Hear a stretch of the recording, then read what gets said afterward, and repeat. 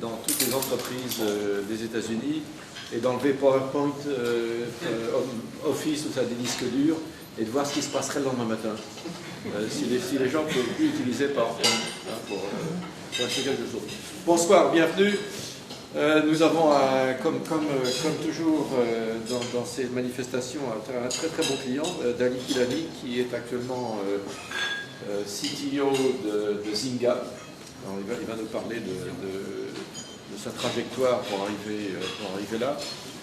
Pour les informations de service, nous n'avons pas encore le nom de l'invité pour le mois prochain, mais on n'y aura probablement pas de DBF au mois d'août. Il y en aura sûrement un au mois de septembre.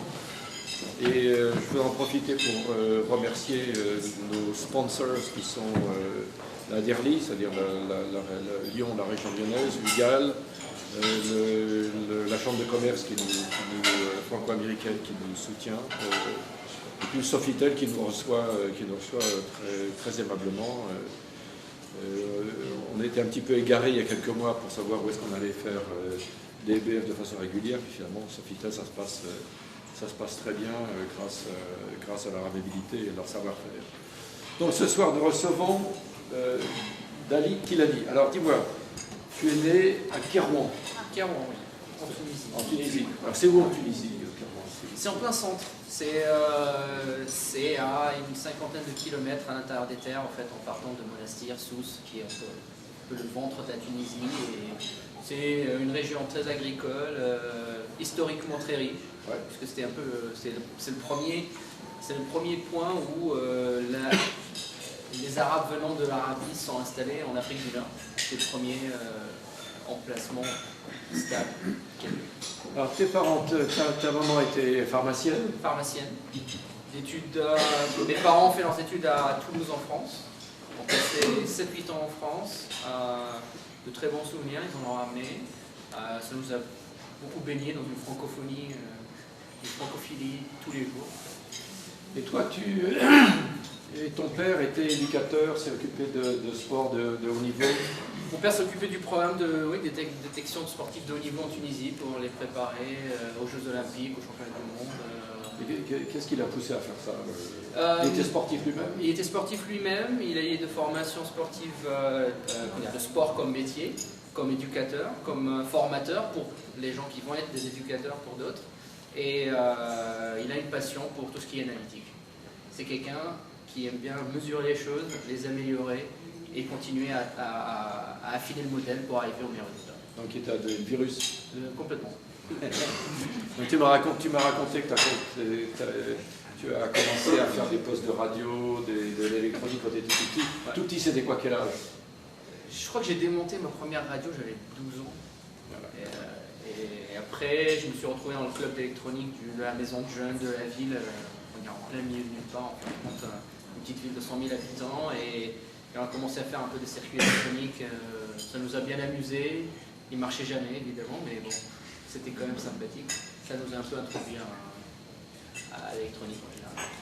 Donc tu as fait des études secondaires à Kérouan, tu allais faire ta prépa à Toulouse, donc retour en quelque sorte Absolument. Pour souvenirs familiaux. Exactement, c'était un peu le choix du cœur parce que quelque part je pense que mes parents ils se disaient que comme ça leur permettrait de revenir sur leur terre estudiantine et en venant me voir. Et c'était aussi une bonne transition de passer d'une ville moyenne en Tunisie, pas une mégalopole comme Paris en fin de compte, parce que on en a eu des amis, des cousins de la famille qui sont un peu perdus. Paris c'est trop grand, il y a trop de mouvements.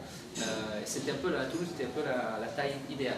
pour une transition. Et puis le temps, parce que bon, il ne faut pas quand même sous-estimer le temps. Oui, c'est mieux qu'à Paris, ça c'est clair. Donc tu as fait Maths Sup, Maths P, comme tu étais mauvais élève, tu as intégré l'X en 3,5, c'est ça? Voilà. C'est l'accident de parcours. Et pour ceux qui ne savent pas, c'est que c'était un très très bon élève pour intégrer. C'est-à-dire qu'il a intégré, il est entré à Polytechnique à son premier essai, ce qui n'est pas le cas le plus fréquent. Tu étais bon en maths, en physique, en tout? J'étais surtout bon en physique. Et en fait, c'est un peu un choix décalé. Je me suis retrouvé dans la filière de maths. Je me suis décidé, j'ai fait un choix en fait.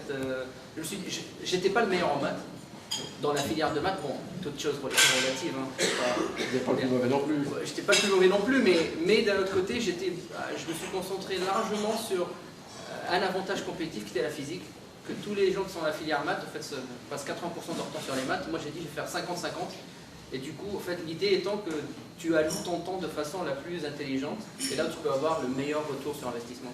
Et donc, c'était un choix délibéré qui m'a permis vraiment d'intégrer parce que j'ai fait la différence sur la physique et pas sur les maths. Parce que je savais que j'allais limiter les dégâts en maths, mais je ne pouvais pas faire la différence. Vu que c'est un parcours avec des places limitées, il fallait faire la différence. Et tu as eu Bourguignon comme prof de maths à l'X? Je ne l'ai pas eu directement. Non, je suis curieux. Je voulais savoir quelle était sa réputation. Bon, donc, tu as fait l'X, ça dure 2 ans. Oui. Et comme école d'application, tu as pris Stanford. Oui. Ce qui n'est pas le cas le plus fréquent. C'est pas le cas le plus fréquent à l'époque. À l'époque, on part de... on est en 2000.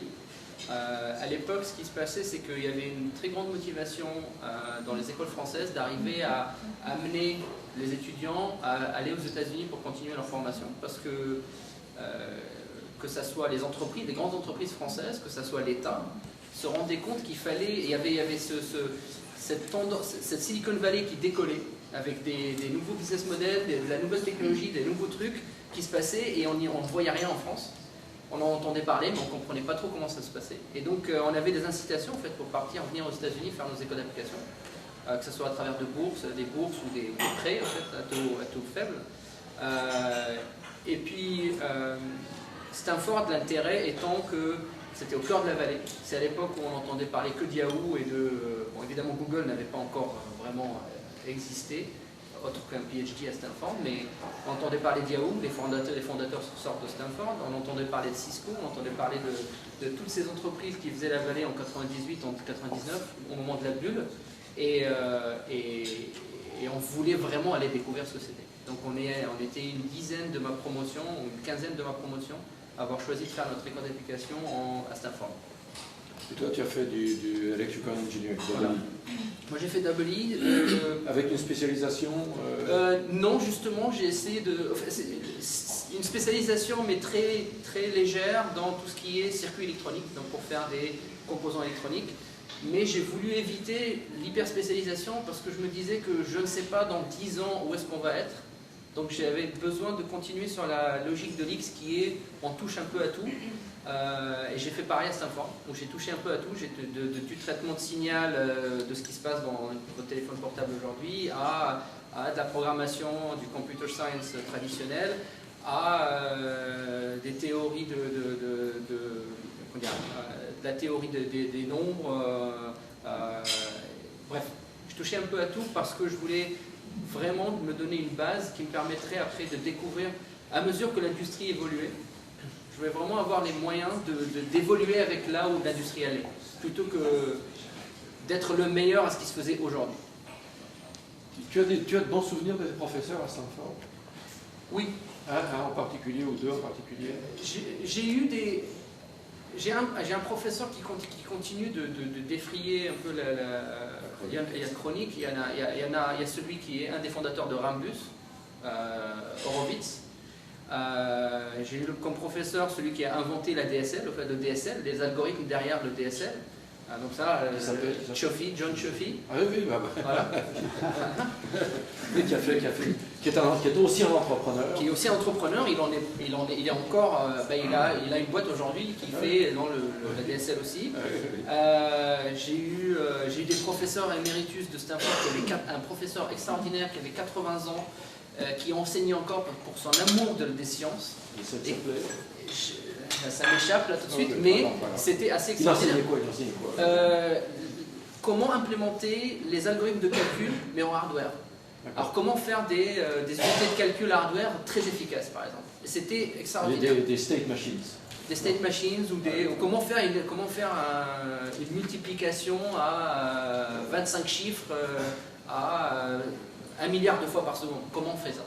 Eh ben, ils nous enseignaient ça et c'était assez extraordinaire parce qu'il était de la génération qui avait fait le premier transistor.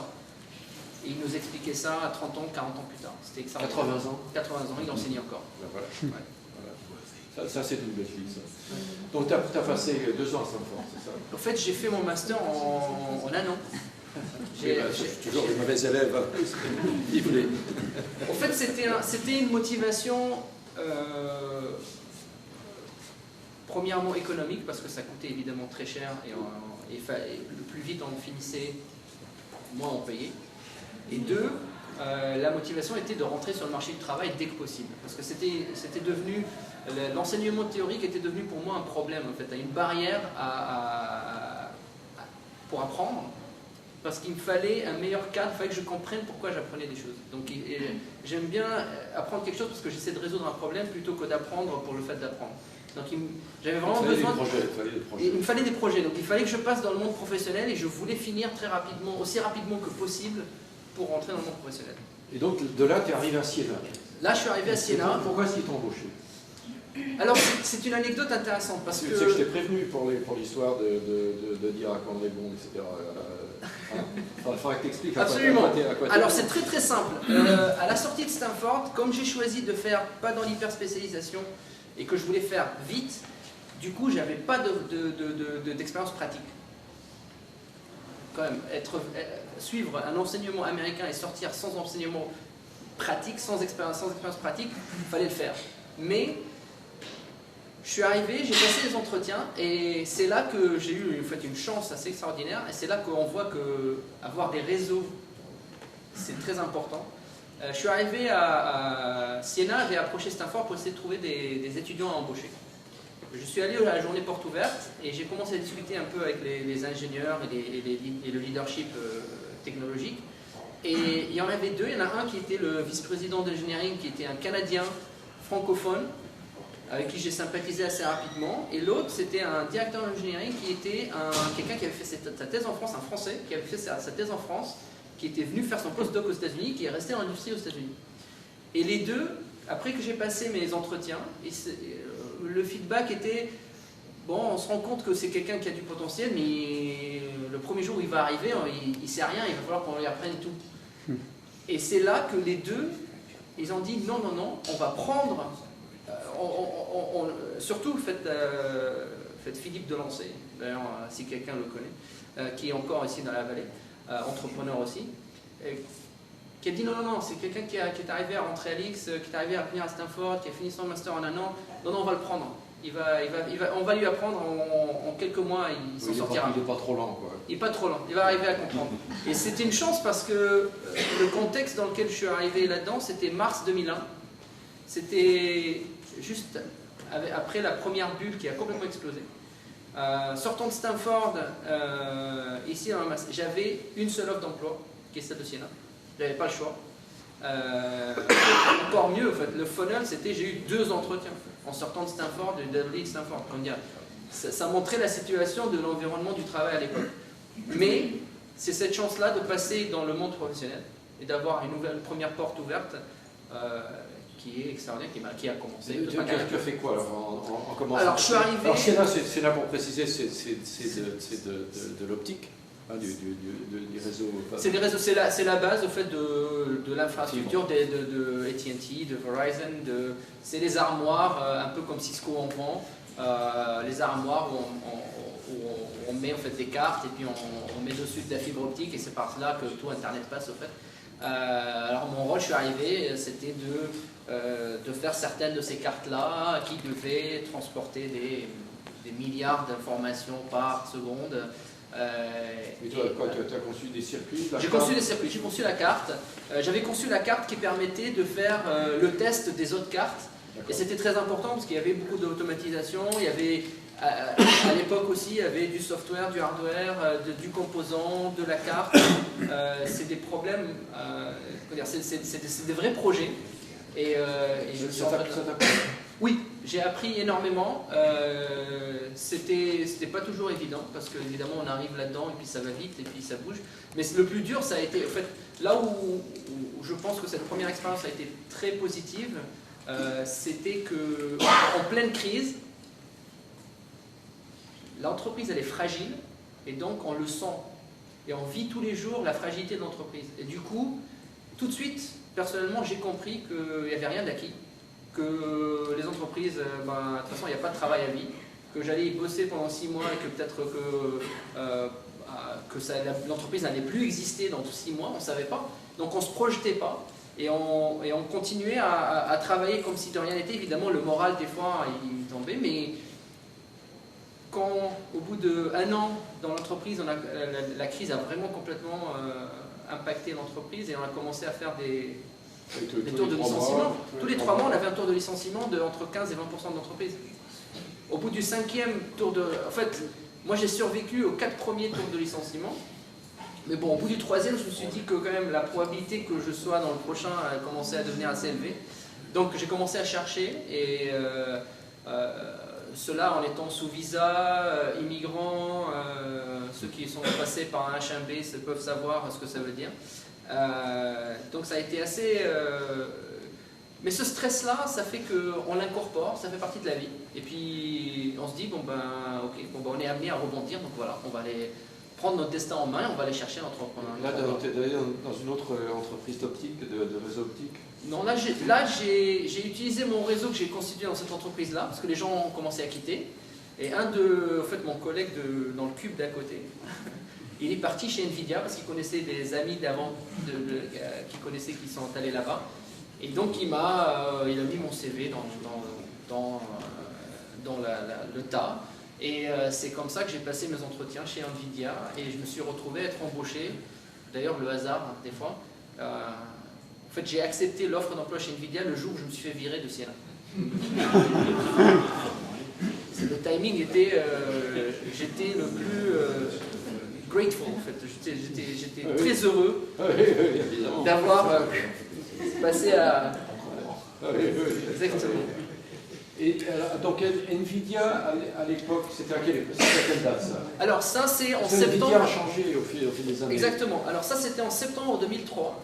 Le cadre à l'époque, c'était on commençait un peu à sortir de la crise de 2001 à 2002. On commençait à regarder, il y avait une transition dans le monde de Nvidia, pour ceux qui ne savent pas, c'était et c'est toujours le leader mondial de cartes graphiques et tout ce qui est capacité de calcul, de traitement d'image, de traitement d'information. Nvidia a eu un mauvais produit en 2002.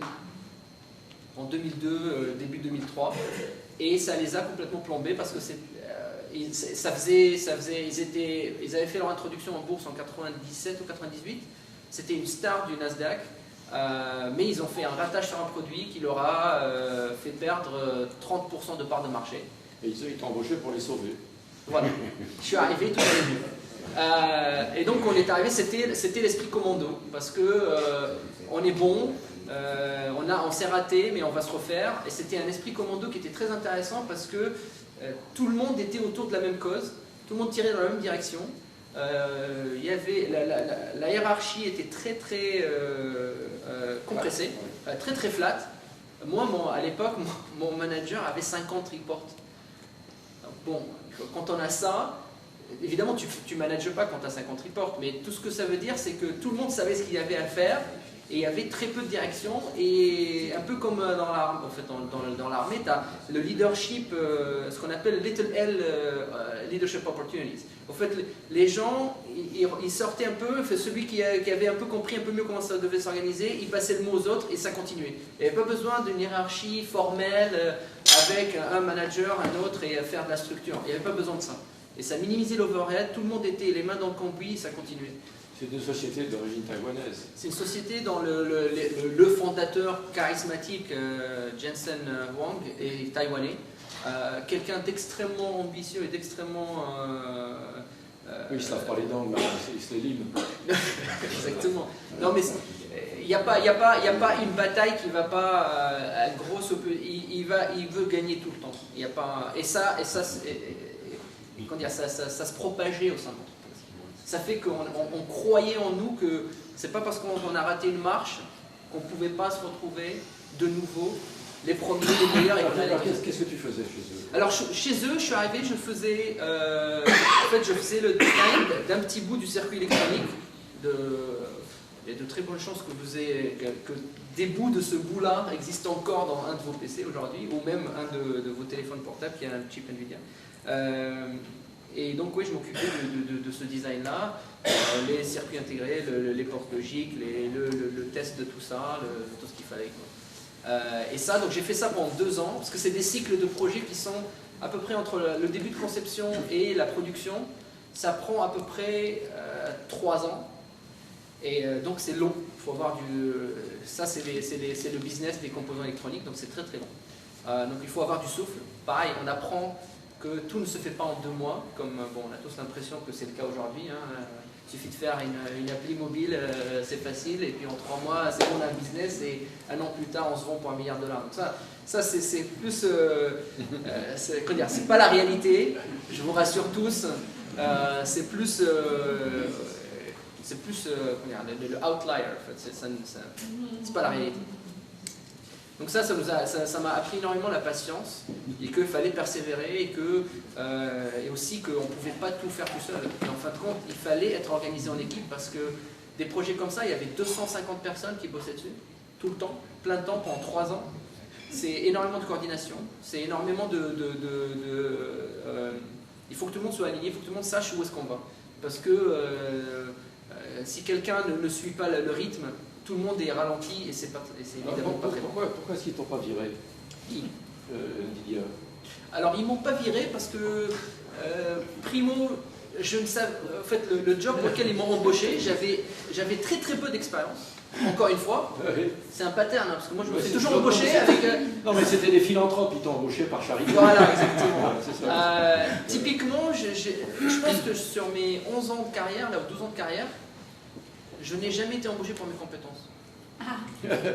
Non. Jamais. Je suis arrivé, en fait, parce que pour le potentiel et que... Mais qu'est-ce qu'ils voyaient en toi? Alors, ils voyaient en moi que j'avais pas peur d'un problème compliqué.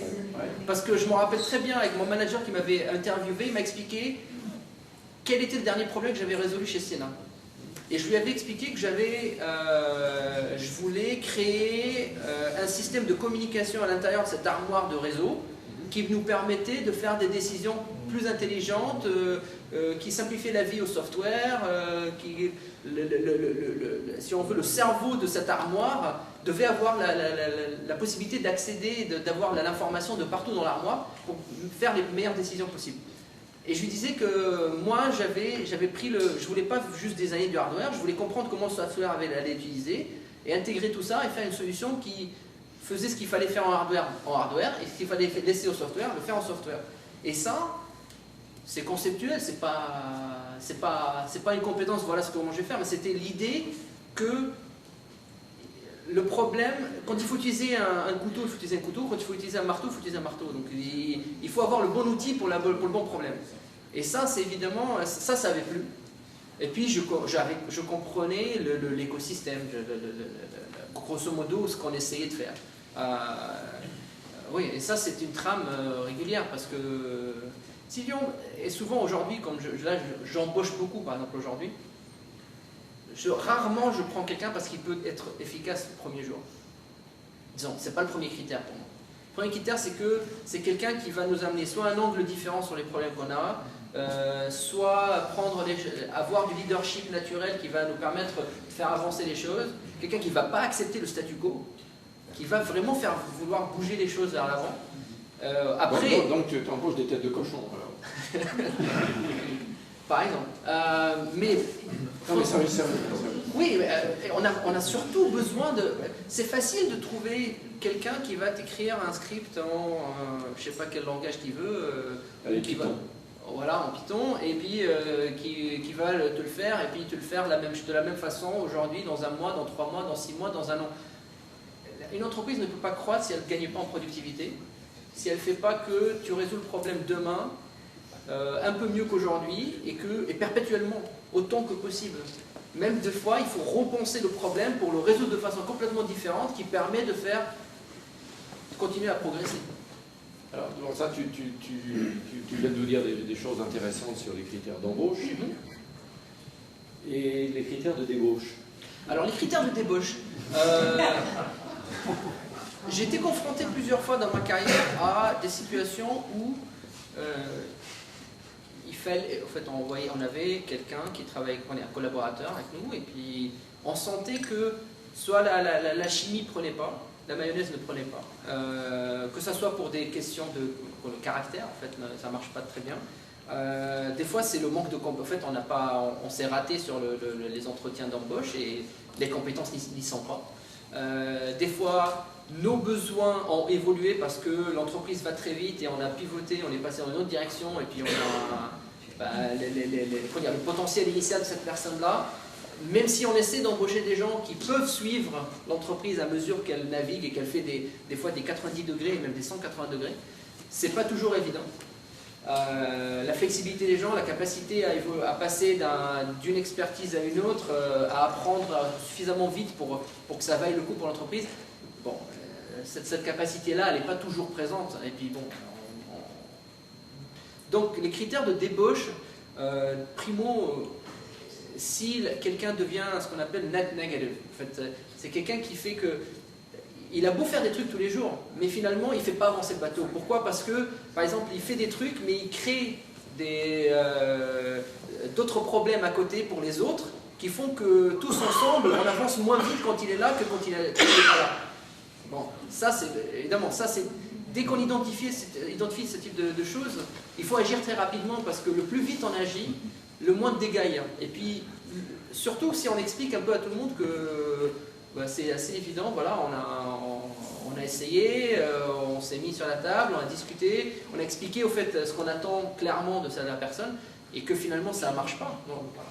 Il faut se séparer assez rapidement, et puis ici dans la vallée c'est beaucoup plus simple qu'ailleurs, parce que dans le sens, pas du côté employeur, mais du côté employé, du côté collaborateur, parce que les gens savent qu'ils ont tout intérêt à aller prendre leur capacité, leur expertise, leur expérience, aller la mettre dans un autre environnement où ils peuvent s'épanouir eux et être dans une relation beaucoup plus consensuelle et beaucoup plus fructifiante avec l'entreprise à laquelle ils travaillent. Ça ne sert à rien de rester dans un endroit et de continuer à rentrer dans le mur, en fait. Et tu es resté combien de temps chez Nvidia, pardon. Je suis resté 4 ans. En fait, au bout de 2 ans dans les cartes graphiques, les sirènes des startups sont venues. J'ai interviewé dans une startup qui à l'époque devait changer le monde des processeurs. C'était les ex de Reza, les mecs qui avaient fait AMD et NextGen avant ça, qui se sont remis à refaire un processeur en 2005, Montalvo. Et donc ils m'ont fait une offre. Ça a coûté cher, ça. Ça a coûté 150 millions de VC quand même, 50 millions de dollars de VC, et finalement ça s'est vendu pour rien à Sun à la fin. Et j'avais eu une offre d'emploi chez eux, parce que je voulais faire autre chose, j'avais besoin de faire autre chose de ce que je faisais chez Nvidia à l'époque. Alors je suis allé voir mon manager en me disant, écoute, j'ai besoin d'aller voir ailleurs, là j'y vais, et Nvidia ne m'a pas laissé partir. Parce qu'ils m'ont expliqué que, typiquement, que je connaissais la maison, que c'était pas évident de trouver des gens, et qu'ils aimeraient bien que je reste dans la famille, et que je pouvais aller travailler où je voulais à Lille, et faire ce que je voulais. Donc moi j'avais identifié une nouvelle division qui venait de se monter. Tu as pris un peu le job du PDG? J'ai pas osé parce qu'il allait me bouffer. Mais j'avais choisi une division qui venait de commencer, qui avait 3-4 personnes qui voulaient s'attaquer à l'époque au marché des chips dans les téléviseurs. Parce qu'il y avait du traitement d'image, on avait de l'expertise dans ça. On s'est dit on va attaquer là-dessus. Et bon, ça a duré 6-7 mois, on a compris que le marché était très compliqué et que même Intel a essayé et essaye encore et ils n'y sont toujours pas. Pas d'argent. Il n'y a pas d'argent à se faire, exactement. Donc on a très rapidement on a repris l'équipe et on est parti aider l'équipe, l'autre division qui essayait de faire des chips pour téléphone portable. Donc je me suis retrouvé à faire de l'architecture pour les chips qui sont dans les téléphones portables, à concurrencer Qualcomm, à concurrencer Broadcom, à concurrencer Samsung et compagnie. Et je me rappelle très bien de la fois où, moi j'y étais pas, mais où on avait pitché notre chip pour l'iPod en 2007. Et Apple évidemment n'a pas voulu de nous parce qu'au fait ils se préparaient déjà pour faire leur propre chip et ne plus acheter chez personne, ce qu'aujourd'hui ils contrôlent tout, en fait, ils font tout eux-mêmes. Donc, et voilà, donc je me suis retrouvé à faire...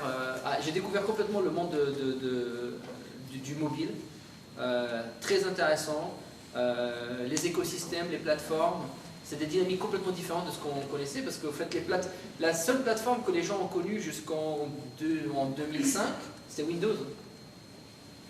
Personne ne savait qu'il n'y avait rien d'autre, il n'y avait que Windows, il n'y avait que Microsoft qui avait une plateforme que tout le monde reconnaissait. Et sur le mobile, ça commençait à être compliqué parce que ça se fragmentait. On commençait à voir iOS, les premières versions d'iOS qui arrivaient avec le App Store, donc ça commençait à se profiler comme plateforme. Et au fait, on se posait vraiment beaucoup de questions. Où est-ce qu'elle serait la valeur? Comment on allait arriver, nous, avec nos chips qui finalement sont semi-commodisés? Il n'y avait pas beaucoup de marge à se faire. Et donc, bref, c'était assez intéressant de voir ça au tout début, en fait. Et donc ça, c'était Nvidia jusqu'en mars 2007, en fait. Alors après, tu es allé dans une petite société. Évidemment, le virus de l'entrepreneuriat ne part jamais. Hein. S'il est en vous, il restera indéfiniment. Là, au fait, plutôt que de me lancer moi-même dans une entreprise, je me suis dit que j'allais regarder un peu les opportunités qui se présentaient, qui seraient suffisamment tôt pour pouvoir vivre l'aventure dès le début, mais sans que ça soit moi un des fondateurs. Donc je voulais un peu faire le test run, quoi, le dry run, parce que j'étais convaincu, et je suis toujours convaincu que j'ai cette fibre entrepreneuriale en moi. Donc j'ai rejoint en fait deux amis de longue date qui étaient cofondateurs d'une entreprise dans la virtualisation. Et l'idée c'était en 2007. En fait, aujourd'hui, quand on parle de virtualisation, c'était à l'époque, en mai, on a notre base de données Oracle, on a notre application entreprise, maintenant on les met dans une machine virtuelle et on a un seul serveur plutôt qu'en avoir 3 ou 5 ou 10. Mais l'étape d'après, c'était de ne plus avoir ces PC qui sont sur le bureau, qui sont trop compliqués à gérer, il y a toujours l'antivirus qui n'est pas à jour, il y a toujours les Windows Update qui arrivent au moment où tu n'as pas envie, tous ces problèmes-là. Donc l'idée c'était de mettre aussi l'environnement desktop ou laptop dans le data center en tant que machine virtuelle et puis d'arriver à quand même donner une expérience utilisateur de roaming. Tu peux aller dans n'importe quel bureau, tu arrives sur un terminal, tu te logs et tu as la même session que tu as laissée la veille à l'autre bout du monde. Évidemment, que ce soit pour des questions de sécurité, comme les agences gouvernementales, que ce soit pour les questions les bureaux d'avocats où les gens en fait ils vont en mission tout le temps partout, ils ont envie d'avoir le même environnement et pas avoir un PC qu'ils perdent dans l'avion ou qu'ils laissent dans la sécurité ou qu'ils se font voler. Donc tout ça c'est très intéressant. Ça m'a exposé à l'expérience entrepreneuriale qui était, moi je suis arrivé très rapidement, il n'y avait même pas 10 personnes, en fait on était 7 je crois à l'entreprise. Donc j'ai vécu les premiers rounds de financement, j'ai vécu le premier produit, le premier client, la première fois où on a dû faire du support sur le terrain, où je suis parti, j'étais en week-end à Boston voir des amis. On m'appelle dimanche, c'était un week-end de 3 jours, je me rappelle très bien, dimanche après-midi, c'était mon CTO, il m'appelle, il me dit il faut que tu ailles demain à Columbus dans l'Ohio pour essayer de résoudre ce problème qu'on n'arrive pas, et c'est dans la logique de la partie que tu peux... Il n'y a que toi qui comprends ce qui se passe. Alors du coup, j'ai dit, comment tu veux que je fasse?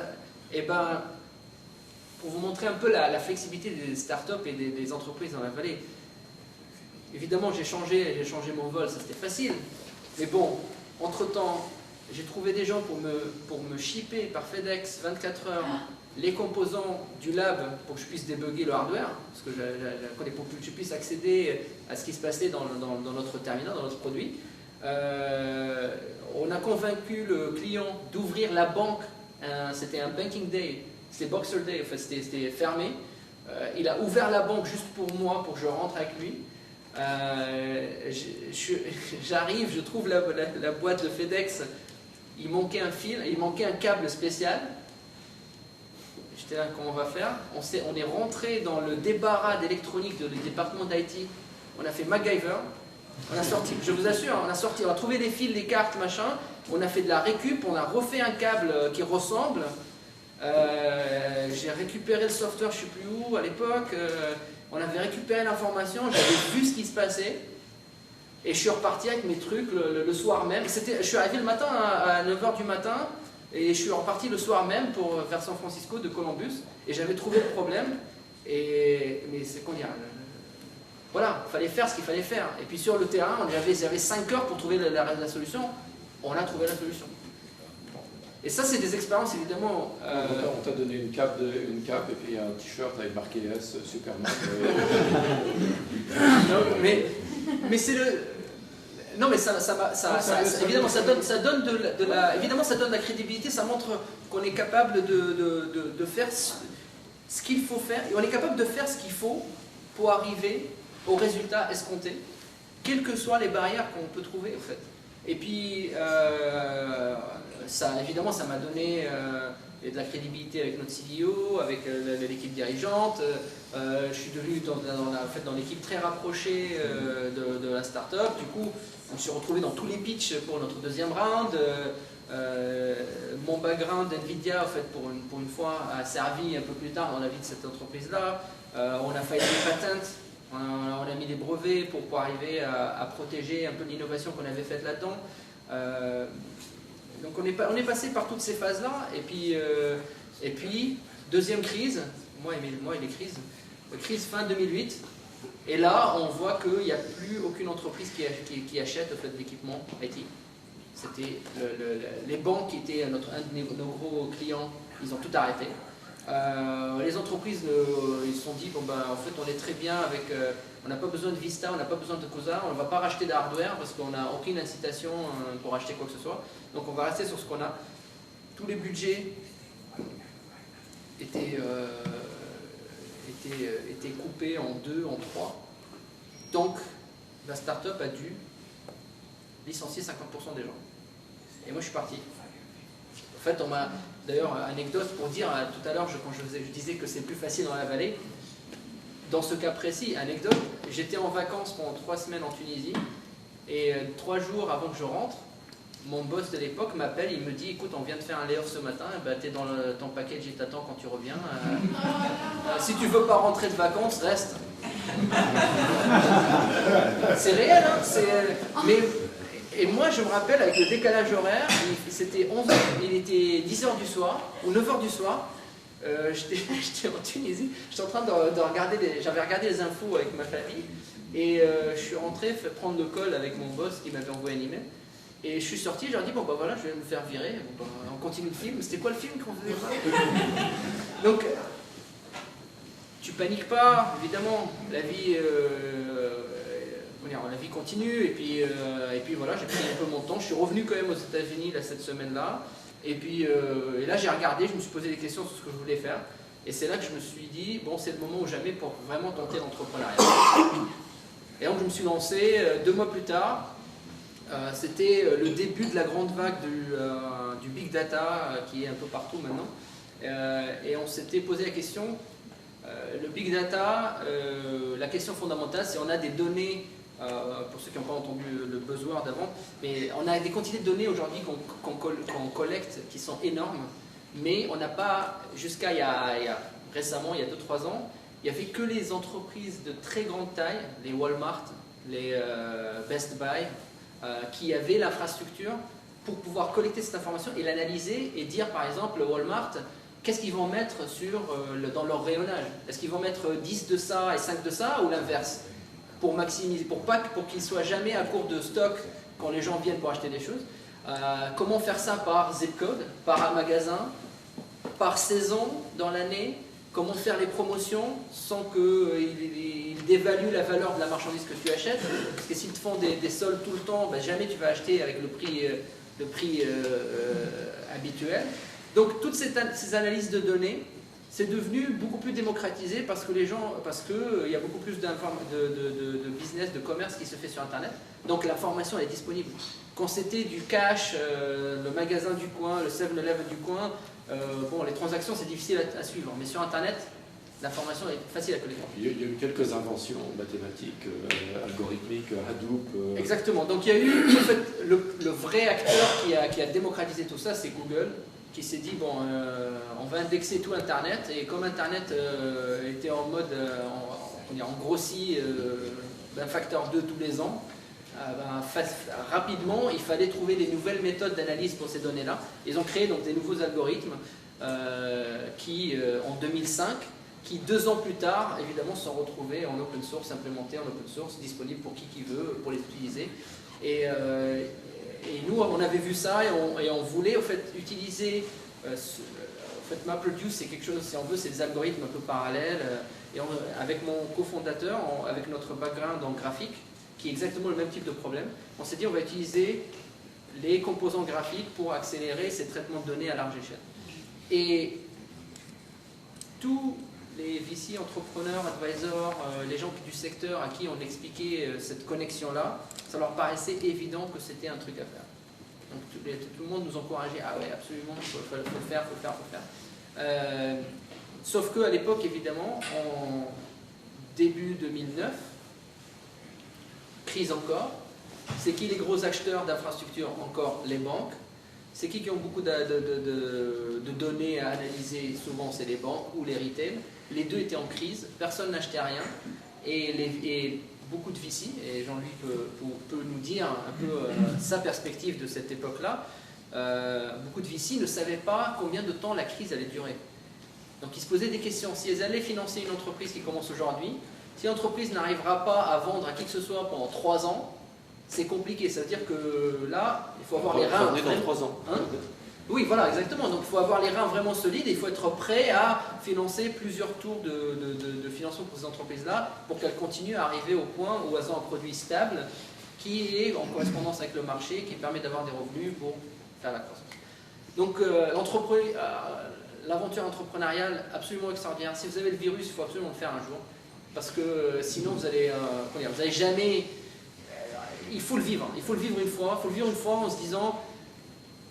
Je suis tout seul, je crois dans ce truc, il faut que j'arrive à convaincre les gens, indépendamment de vouloir les convaincre pour avoir de l'argent ou pas, mais il faut que j'arrive à convaincre les gens et à créer une dynamique qui est au-delà de moi. Parce que c'est facile de se faire un cheminement dans sa tête et en se disant j'ai trouvé la pépite d'or, c'est fini, voilà, je suis le roi du pétrole dans 3 mois. Quoi. Mais arriver à convaincre les autres et voir s'ils répondent positivement ou ils sont sceptiques. Alors bon, évidemment, des fois, en fait, ils sont sceptiques, mais parce que c'est du sceptique. Ils sont sceptiques parce qu'ils ont l'expérience, ils ont vu des trucs comme ça avant, et ils vont te challenger, et c'est très positif. Mais des fois, évidemment, il y a aussi les acteurs qui vont te mettre des bâtons dans les roues en se disant mais non, mais laisse tomber, non, ça ne va jamais résoudre le problème de personne. Mais c'est extrêmement gratifiant comme expérience. Donc on a commencé en mars 2009. Très rapidement, on a réussi en fait, à utiliser nos réseaux pour être en face, pour présenter nos idées et notre passion pour le problème à résoudre. D'ailleurs, c'est très important d'être passionné par le problème à résoudre parce qu'on ne sait jamais quand on s'engage dedans si ça va durer 2 ans ou si ça va durer 10 ans. je veux dire, avant d'arriver à... Ça dépend de ce que c'est l'objectif aussi. Si c'est une cession à une autre entreprise, ou c'est une introduction en bourse, ou si c'est la pérennisation d'une entreprise dans laquelle de sa vie, en fait, pendant 10, 20, 15, 20, 30 ans. Mais il faut avoir cette passion-là, parce qu'il y aura des moments difficiles. On a eu les moments d'euphorie en juin, 3 mois après avoir un peu commencé à avoir nos idées claires, où on a commencé à avoir nos rendez-vous avec les plus gros VC de la vallée. Je ne vais pas citer de nom, mais bon, on a eu les Accel Partners, les Lightspeed, les Andreessen Horowitz. On aura tous pitché notre solution. Certains avaient déjà fait leur pari dans le secteur. Donc ils n'allaient pas mettre de l'argent 2 fois pour des entreprises qui éventuellement pouvaient être concurrentielles entre elles. Certains croyaient que c'était trop tôt, ce secteur-là. Ils ne voulaient pas mettre de l'argent dedans. D'autres pensaient que notre équipe n'était pas la bonne pour s'attaquer au problème. C'est simple. Mais ça, c'était extrêmement formateur, parce qu'être exposé et rester pendant 2 heures à discuter avec un venture capitaliste qui en a vu des belles et des pas mûres, et qui décide de quand même passer 2 heures avec toi, parce qu'il faut savoir qu'il peut très bien au bout d'un quart d'heure dire bon j'ai autre chose à faire. Le temps, c'est que la chose la plus précieuse pour un venture capitaliste. Donc arriver à arracher un rendez-vous de 2-3 heures pour s'engager dedans, ça veut dire que c'était quand même une mini validation. Voilà. Donc l'euphorie pendant 2 mois. 2 fois, on nous explique que dans la semaine, on avait notre term sheet et qu'on allait signer, qu'on allait avoir l'argent pour démarrer pour de bon.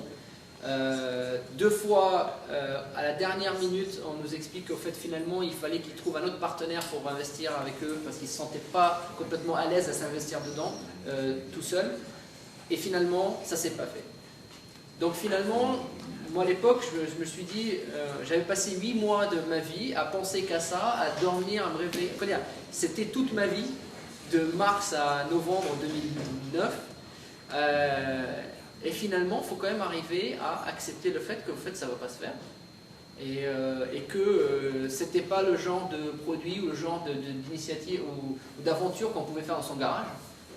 Parce qu'il fallait quand même des gens, il fallait qu'il y ait du monde, il fallait qu'il y ait une structure même de 5-10 personnes pour arriver à sortir un vrai produit. Sinon, tout seul dans notre garage, on aurait pu y passer 3 ans avant d'arriver à quoi que ce soit. Et donc voilà, en novembre 2009, j'ai fait le constat que, évidemment, financièrement, je ne pouvais plus rester sans avoir de revenus du tout, avec une maison, avec un mortgage, avec une vie de tous les jours. Donc j'ai arrêté. Pendant 1 an, en fait, j'ai pas vraiment travaillé, j'ai fait un peu de consulting à droite à gauche. Et donc je suis arrivé à la conclusion que ça n'allait pas se faire. Donc j'ai commencé un peu à regarder. Et un des clients à qui on avait... Zynga. Un des clients avec qui on avait présenté notre solution parce qu'on essayait de faire de la validation pour certains des VC. C'est super d'arriver en disant voilà, j'ai mon idée, mais encore mieux, j'ai un client que si j'ai ça dans les 12 mois qui viennent, il est capable d'acheter et il voit que c'est un problème à résoudre qui est très important pour lui. Donc pendant l'été 2009, je m'étais présenté devant le CTO de Zynga, Kadir Lee, qui est le CTO corporate. Et juste pour en fait, éviter la confusion, en fait, moi, mon rôle de CTO, il est dans notre division Publishing qui nous permet de prendre des jeux qui sont faits par d'autres entreprises et de les mettre sur notre plateforme. Donc moi, je m'occupe de ce côté-là. Mais donc j'avais présenté à notre équipe d'analytics, d'analyse de données, et à notre CTO à l'époque, qui se posait la question. Ils savaient que Zynga allait collecter des quantités gigantesques d'informations, et ils ne savaient pas comment ils allaient les traiter. Et ils avaient trouvé que notre approche était innovante, intéressante. Alors quand j'ai un peu communiqué avec le contact en commun en expliquant que je n'allais pas me lancer dans l'aventure finalement, ils m'ont contacté, ils m'ont dit bah, viens passer l'entretien, ça serait intéressant de t'avoir dans l'équipe éventuellement. Et c'est là que je me suis retrouvé chez Zynga. Alors, ils t'ont embauché pourquoi au début? Alors, encore une fois, pas sur les compétences. Parce que je n'avais jamais travaillé. En fait, si on se rappelle, je venais du monde du hardware et un peu de virtualisation. Et là, à Zynga, j'arrive et il faut dire que peut-être que j'ai dit les bons mots au bon moment, aux bons endroits.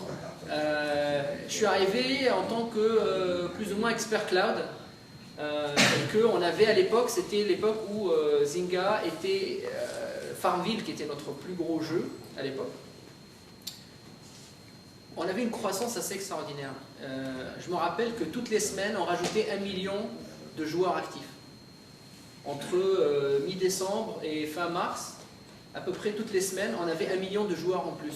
Alors, c'est le cas idéal, le cas typique idéal pour le cloud, parce que si on avait, en fait on en est conscient, s'il n'y avait pas à l'époque Amazon, oui.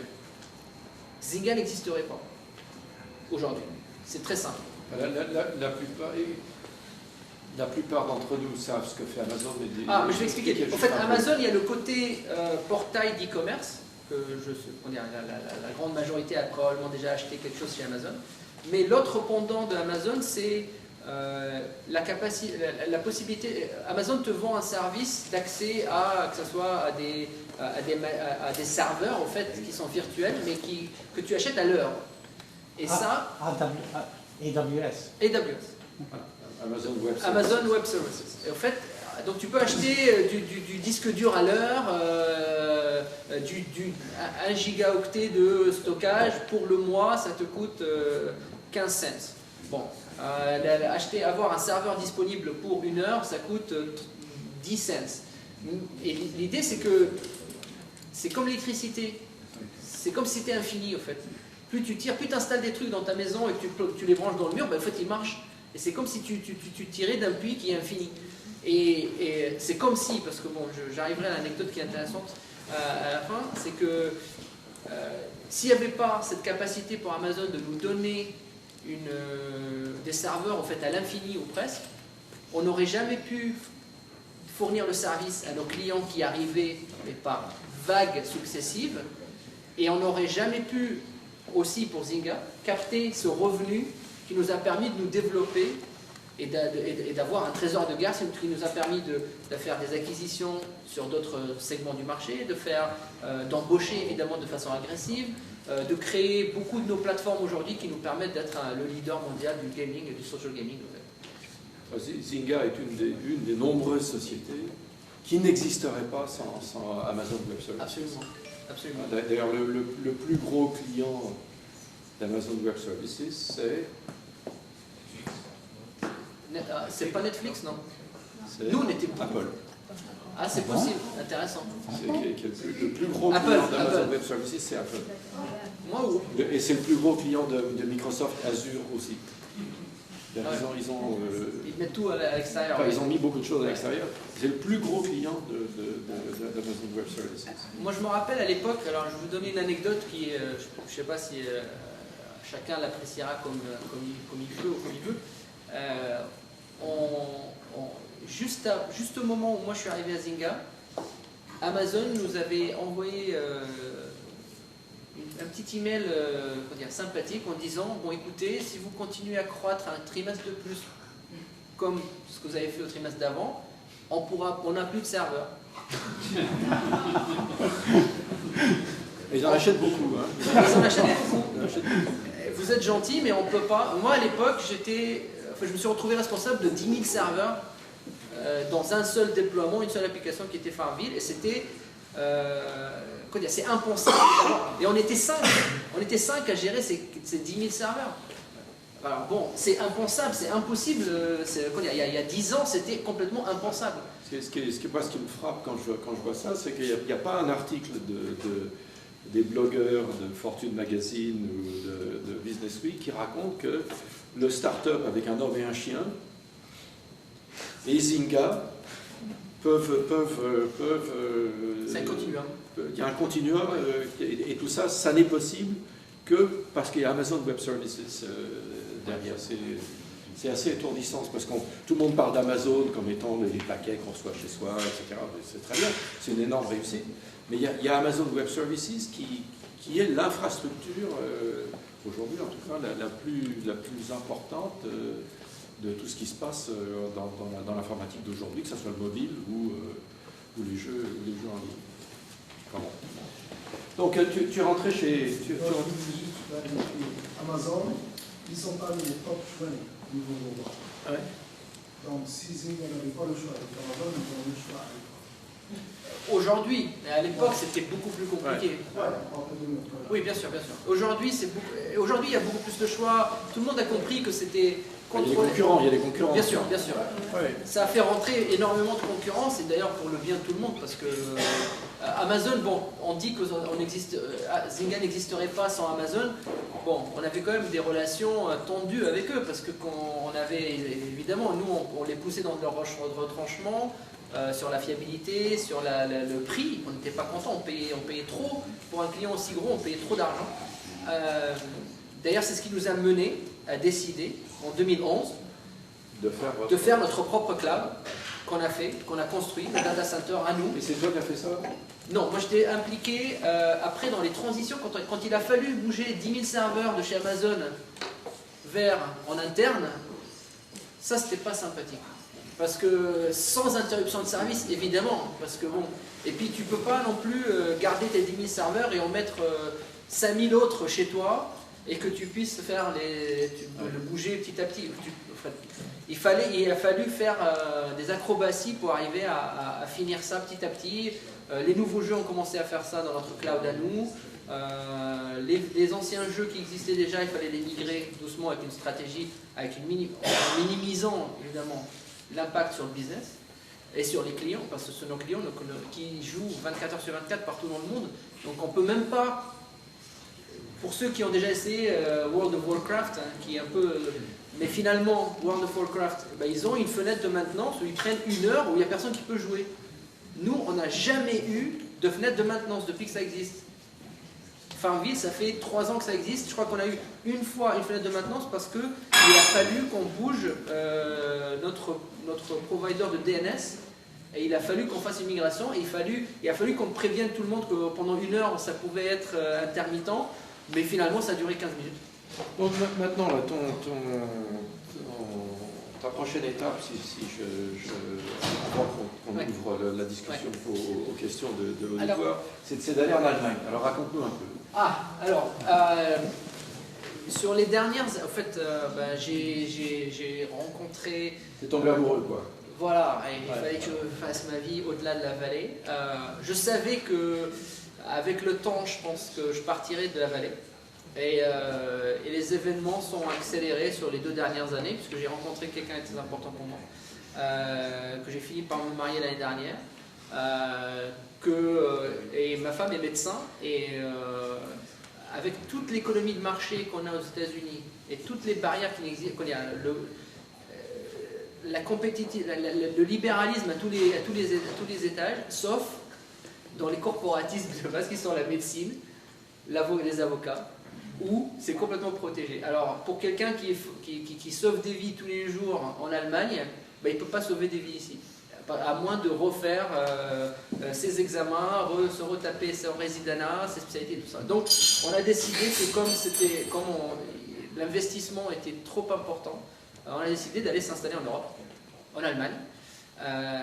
Et j'ai la chance de continuer ma mission pour Zynga à partir de notre bureau en Allemagne, à partir de la fin du mois.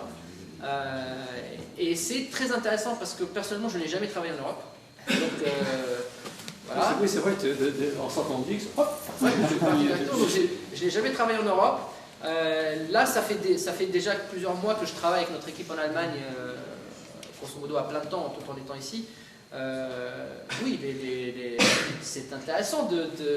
Culturellement, on s'adapte, même si notre équipe elle est quand même très intégrée avec les US, avec nos bureaux US. Alors écoute, on te fait déjà une invitation pour revenir nous parler ici dans 2 ans. Pas de problème. Pour qu'on nous raconte. Non mais sérieusement, que ça intéresse beaucoup d'entre nous ici de savoir ce que c'est que le retour éventuel en Europe. Alors tu vas faire quoi en Allemagne? En Allemagne, en passant, je ne parle pas un mot d'allemand. Donc je débarque complètement en tant que citoyen du monde à essayer de vivre n'importe où, parce que de toute façon on est tous amenés à une plus grande mobilité dans nos carrières. Moi, je prends ça comme un challenge, comme j'ai pu, en arrivant ici, m'initier dans la culture américaine, la culture de la Silicon Valley. C'est un autre challenge, culturellement, pour découvrir. Ce que je vais faire, en fait, comme certains ont pu le lire, comme Jean-Louis l'a mentionné sur son blog, le vrai challenge aujourd'hui, c'est que nos habitudes en tant que consommateurs changent énormément. On n'a plus la patience de rester à consommer un service devant un ordinateur pendant un quart d'heure, 20 minutes. On est beaucoup plus iPad ou téléphone.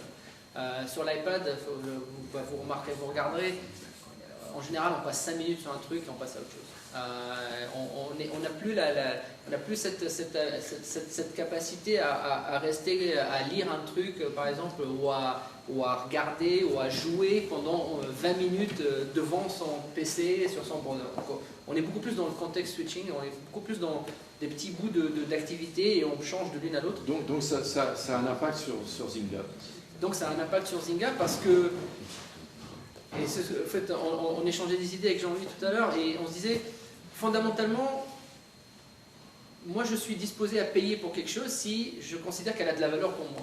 Mais si je consomme un service par tranche de 2 minutes, ça ne va jamais me paraître avoir suffisamment de valeur pour que je paye pour l'avoir.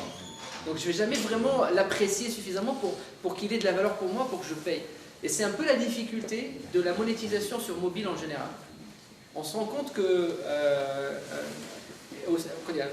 donc du coup, moi ma mission aujourd'hui, c'est d'arriver à trouver quelle va être la plateforme pour nous Zynga, pour arriver à fournir des jeux à la fois sur le browser, sur le desktop, sur le laptop, mais aussi sur iPad, sur téléphone, et de façon à atteindre le consommateur là où il est, et de ne pas être coincé dans un paradigme où oh là là, on a construit ce jeu-là et on pensait avoir 2 millions d'utilisateurs par jour.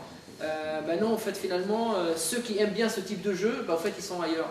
Ou sur les 6 mois pendant que nous, on produisait le jeu, ben, en fait, les habitudes ont changé. Donc, il faut qu'on puisse avoir une solution qui nous permette d'aller chercher le consommateur là où il est. Et c'est technologique, et c'est à la fois technologique, Et culturel et organisationnel pour nous, parce que les bons, ceux qui sentent ça. Parce que la grosse erreur que font beaucoup de sociétés, c'est de penser que le nouveau machin, c'est comme l'autre, mais en plus petit. Exactement. Par exemple, les gens s'imaginent que le téléphone mobile, c'est comme le PC, mais en plus petit. Or, comme tu l'expliques, c'est pas du tout ça.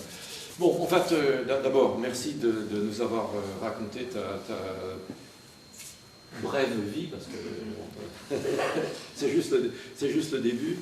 Et puis, je te livre aux questions de l'auditoire. Où en Allemagne Cologne. Cologne. Ah bon. Parce qu'en général, tout ce qui est électronique se trouve à Munich. Oui, mais au fait là, justement, en fait, la transition pour moi, c'est que je n'ai pas fait d'électronique ou de hardware depuis maintenant 5 ans, et j'ai arrêté tout ça, parce que c'était une décision, justement, là Jean-Louis disait que je vais revenir dans 2 ans pour expliquer la transition. Je prépare depuis 5 ans mon départ de la Silicon Valley, parce que si je continue à faire de l'électronique aujourd'hui, je ne pourrais pas aller en Europe. C'est qui ceux qui font de l'électronique en Europe? Il n'y a plus personne. ST est aux abois, Ericsson en Suède, ils font la moitié de leurs trucs sur... Nokia hein? Ouais, aux abois. Voilà, mais... Donc, ils font des supercalculateurs. Exactement. Et donc, bref, c'était une décision réfléchie de m'éloigner du hardware composant. Bon, après, il y a des gens qui font du système, parce qu'il y a des trucs intéressants à faire en système. En assemblant de l'électronique avec du software, là il y a les TomTom en Hollande, il y a encore des gens qui font du système un peu en Europe, mais faire du composant électronique, c'est fini.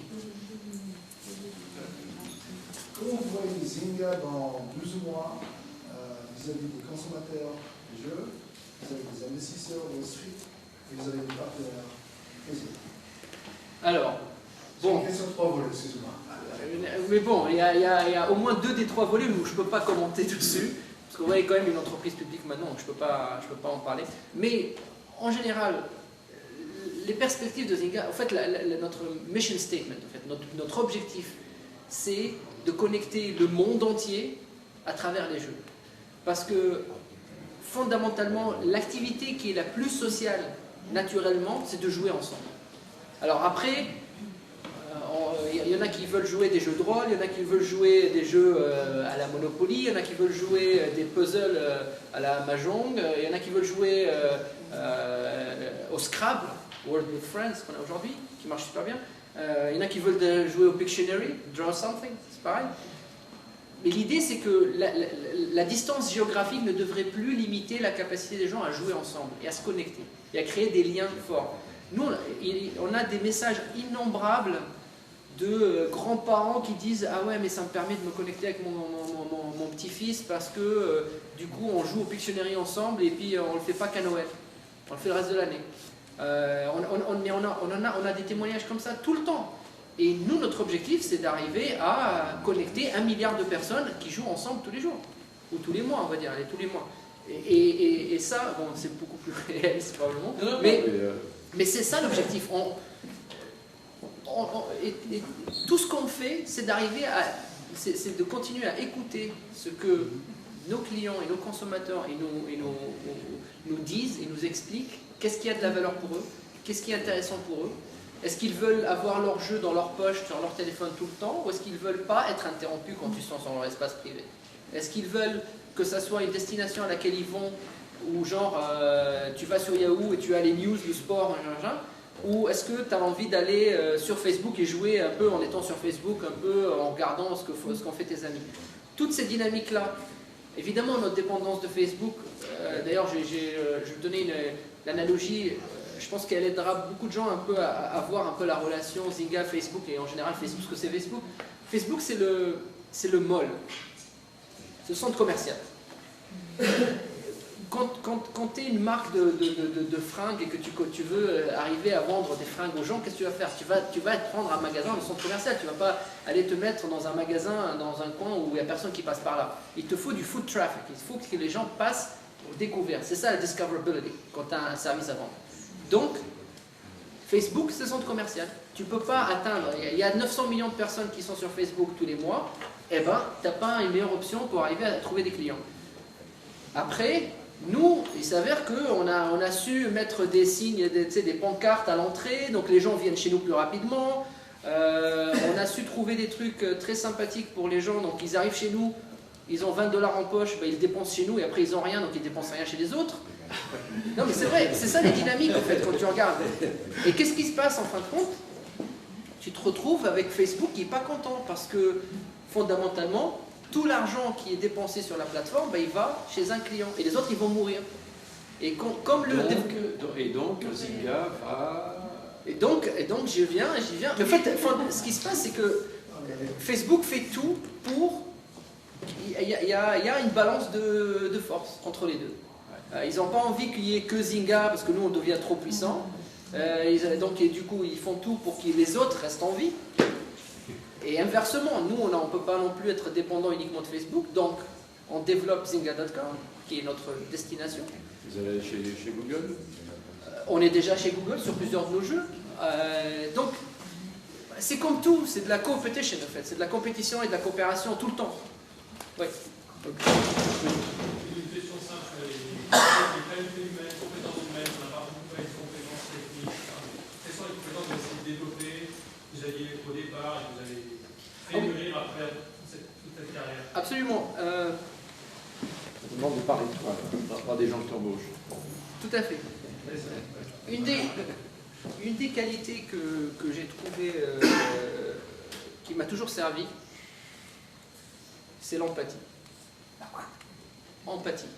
C'est la possibilité au fait de se mettre à la place des autres. En fait, tu te retrouves dans une situation, tu es dans une réunion, si tu vas expliquer au gars que ce qu'il vient de faire pendant 6 mois, ça ne sert à rien, et que tu lui dis de toute façon, qu'est-ce que tu as fait pendant 6 mois, c'est n'importe quoi, évidemment déjà tu le mets dans une situation défensive. Donc, mais si tu lui dis, ah, c'était quoi ce que tu as essayé de faire en fait? Et comment tu penses que tu as évalue-toi par rapport à ton problème par exemple. Tu retournes des trucs. Il y a aussi la capacité à construire des relations en interne, parce qu'évidemment, dans l'entreprise, dans des entreprises petites ou grandes, il faut des alliés. Bon, après, Les alliés, ils nous aident à créer un consensus, à créer une dynamique autour de ce qu'on essaie de faire, à avoir, quand quelqu'un, tu essaies d'expliquer ou de convaincre quelqu'un de faire quelque chose, et s'il va demander à quelqu'un d'autre en disant qu'est-ce que tu penses de ce que Dali raconte et que tu as déjà l'allié, voilà, ça te fait gagner un peu plus de support. Quel a été ton pire patron? Ah, intéressant. Je réfléchis là. Worst boss. En fait, à différentes phases de sa carrière, un boss mauvais, c'est différent. Parce que très tôt... C'est très utile un mauvais boss. Hein, Absolument. Donc, c'est pas... Là, par exemple, mon premier boss à Zynga, j'étais pas convaincu. Parce que c'était l'approche hands-off complètement. Il y a pas de... Évidemment, il y a toujours un degré d'indépendance dont on a besoin pour pouvoir s'exprimer, mais il y a aussi un besoin de conseil, un besoin d'être guidé, d'être orienté, on a des questions, d'avoir du feedback, c'est très important. J'ai eu des boss qui ne m'ont jamais donné de feedback, et c'est catastrophique. D'ailleurs, bon, moi je me suis rendu compte... C'est parce qu'ils étaient plus mauvais. C'est parce qu'ils sentaient que tu étais au-dessus d'eux? Non, non, je pense que c'est plus tout va bien, on avance, tout roule à la bonne vitesse, donc on va pas essayer de... Qu'est-ce qu'on va dire comme feedback? Don't rock the boat. Ouais. Ok, prochaine question. Oui, voilà. Finalement, quel est le plus passionnant? C'est de résoudre des problèmes techniques et technologiques ou d'anticiper et de prédire les usages de demain? Je pense que les deux sont indissociables. Parce que des fois, anticiper les usages différents, ça peut venir de... On observe en fait les dynamiques en cours et on essaie de... C'est la prospective, on essaie de se projeter dans le futur. Mais le côté technologique, en fait, comprendre ou avoir une appréciation, une compréhension fine du côté technologique, ça permet aussi d'avoir des projections, des prospectives qui sont plein dans le mille, parce qu'on ne va pas se projeter dans une direction où on sait que la techno d'aujourd'hui, ou même ce qui est disponible dans les 24 mois, en fait, c'est irréalisable. On a peut-être envie que ça soit ça. Et en ce moment, les plateformes bougent tellement vite, les capacités bougent tellement vite, on se dit tous que oui, d'accord, évidemment, d'ici un jour, tout sera dans un browser, il n'y aura plus d'applications natives, par exemple, la plateforme ouverte, tout marche, tout le monde fait que les browsers sont géniaux. En fait, finalement, quand on regarde technologiquement, c'est pas le cas. Je pense que l'un aide l'autre, parce que des fois aussi, quand on se projette et on fait de la prospective et on se dit « Ah, c'est ça que le marché voudrait avoir », et bien ça challenge le côté technologique pour se dire « Ah, est-ce qu'il n'y a pas une façon d'innover pour faire que la technologie s'intersecte avec le besoin du marché et que tu arrives à une vraie solution ?» Parce que bon, quand on regarde l'iPod, enfin, bon, on avait... Non, ou les deux, enfin, ou même l'iPhone. Déjà l'iPod, c'est pas comme si c'était le premier player MP3 qui existait. Il y en a qui existent depuis des années. C'est juste que le faire fin, avec la batterie, on oublie quand est-ce qu'on l'a chargé, et puis avec suffisamment de puissance pour pouvoir avoir un écosystème ouvert avec des applications que tu installes, tout ça, voilà, c'est ça la vraie prospective. Et Apple a mis en place les briques qu'il fallait pour arriver, pour innover, pour répondre aux besoins du marché. J'espère que ça... Rapidement, la question précédente, est-ce que le téléphone mobile ou les tablettes Zynga vont avoir les chips Nvidia? Nous, on ne fait pas du tout de hardware, donc on reste en dehors de ça. Facebook soi-disant en fait? Non. Jean-Louis a écrit un blog post très clair sur ça en disant on ne s'invente pas boîte de hardware du jour au lendemain. Ça, surtout maintenant. Surtout maintenant où oui, les supply chains sont très compliqués. Bref. Mais en 5 ans, ça a changé. Nous, on n'est pas du tout, on n'a pas de perspective d'essayer de contrôler le consumption device. Apple le fait super bien avec l'iPad. Je pense que les tablettes Windows 8, la Windows RT vont être très intéressantes parce que Microsoft évidemment ne s'avouera jamais vaincu sur ça. Et puis voilà, nous on voit ces tendances-là et on se prépare avec des plateformes qui vont répondre à ces besoins-là. Est-ce que tu peux nous donner un rapide historique de Zynga? Ah oui, alors... L'historique de Zynga. Ah oui, très rapidement. Alors, Zynga a commencé en 2007. Sorry? 2007. Donc, Zynga a commencé en 2007. En parlant de perspective, Mark Pincus, qui est le fondateur, qui est le CEO aujourd'hui, a vu Facebook. Quand Facebook a ouvert la plateforme pour créer des applications, il s'est dit, oh là là, c'était tellement compliqué de connecter les gens, de les trouver, d'arriver à trouver ces réseaux sociaux. Facebook, c'est une révolution. Il faut qu'on commence. On va faire du social et le jeu, c'est le premier truc social. Donc, ce qu'on va faire, c'est qu'on va prendre un jeu que tout le monde connaît, c'est le poker. Et on va faire un jeu de poker où tu peux jouer avec tes amis, qui existe sur Facebook. C'est commencé comme ça. Et ça, sachant que, c'est ça l'identité de Zynga, c'est d'être analytique. Autrement dit, toutes les décisions qu'on prend sur le produit sont basées sur les mesures qu'on fait sur le comportement des gens. En fait, quand on présente aux gens, par exemple, pour ceux qui jouent au poker, si la première partie qui joue, les blinds sont, en fait, on leur donne 10 chips ou 20 chips, et que les blinds sont 2 ou 3 chips, en fait, tout ça, on fait toutes les combinaisons, on les présente quand tu as 100 000 personnes qui jouent, tu présentes, tu regardes quelles sont celles qui vont faire que les gens jouent au bout d'une semaine. Et ils ne laissent pas tomber au bout de 3 jours parce qu'ils ont fini tous leurs chips et ils se disent oh, j'ai pas envie de payer, je vais aller jouer sur un autre jeu gratuit. Donc tout ça, la perspective d'avoir accès à des clients relativement facilement, l'identification très rapidement que jouer avec quelqu'un que tu connais fait que tu ne quittes pas le jeu s'il y a des interactions mutuelles. Et troisièmement, la capacité de collecter les données, les analyser et de faire des décisions basées sur les données.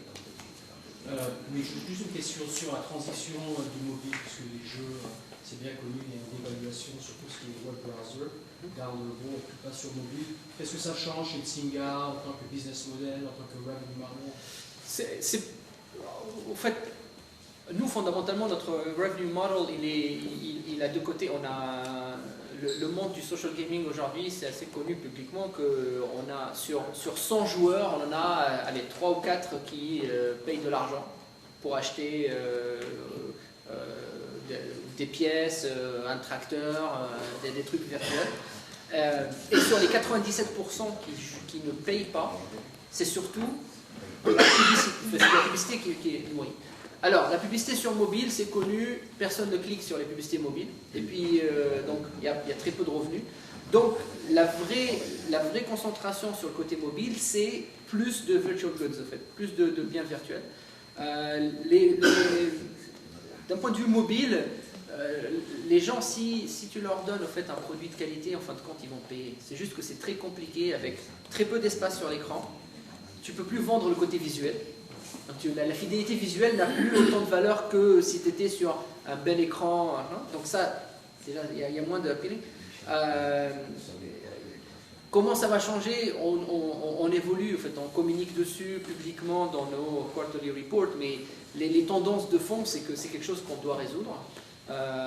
Aujourd'hui, évidemment, les revenus ne sont pas au même niveau entre browser et mobile, mais je pense qu'on va finir à terme par trouver, soit, comme on en parlait un peu avant, tout est question de marge. Si tu n'arrives pas à avoir à capter un revenu de la part d'un client, en fait, fondamentalement, il faut que le coût d'acquérir ce client-là soit plus bas. Donc, c'est là où est la bataille. Pour reprendre l'analogie du mall et du magasin, est-ce que vous pensez ouvrir votre plateforme un jour pour devenir un mall et quel serait l'impact sur le business model? Eh ben, c'est ce qu'on a annoncé en mars, qu'on devient un centre commercial aussi. Et en fait, là, on a, sur les mois qui viennent, là, on va avoir nos premiers Nordstrom qui vont s'installer dans notre centre commercial à nous. Les annonces vont être probablement publiques cet été. Et l'idée que... en fait, la motivation n'est pas uniquement de sortir du centre commercial Facebook, c'est que... Mais ça peut aider. Oui, mais en fait, mais l'analogie en fait est intéressante parce que le centre commercial Facebook, il peut avoir du jeu, mais il a aussi Spotify, il a aussi RDIO, il a aussi Netflix. Donc l'expérience utilisateur n'est pas à 100% optimisée pour celui qui veut jouer. Donc, alors que nous, si on fait un centre commercial, il est pour les joueurs. Donc tu veux que Zynga soit Las Vegas? Éventuellement. Alors, Game arcade. Hein? Game arcade. Oui. Et le business model dans ce cas-là, raquette comme à Las Vegas C'est le casino qui gagne. C'est le casino qui gagne. Aujourd'hui, en fait, on n'a pas encore communiqué sur le type de business model ou de structure, mais bon, il est évident que quand on ouvre aujourd'hui des plateformes comme ça, c'est un cut. En fait, ça dépend des engagements. Ça peut être pour certains, par exemple, les pubs qui vont apparaître autour du jeu, c'est nous qui les avons. En fait, c'est nous qui les récupérons directement parce que ça nous rajoute de l'inventaire et ça, c'est très important pour nous. Il faut avoir une masse critique d'inventaire en fait, à offrir aux publicitaires. Ça peut être de la coupe comme fait Facebook aujourd'hui, où ils te prennent une marge sur un pourcentage sur tes revenus bruts. Je ne sais pas. On n'a pas communiqué ouvertement sur ça, mais bon, toutes les options sont possibles. On va continuer au bar. Mais avant de continuer au bar, je veux vraiment te remercier. Merci Jean-Luc.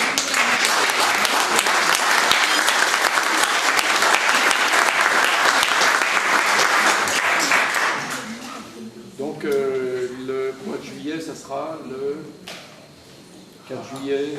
Non, non. Non, pas le 4 juillet. Une semaine après. C'est une semaine après. Oui, non, je plaisantais.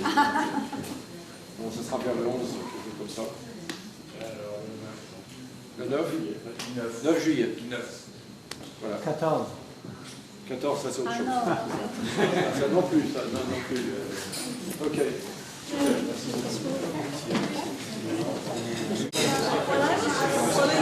Merci.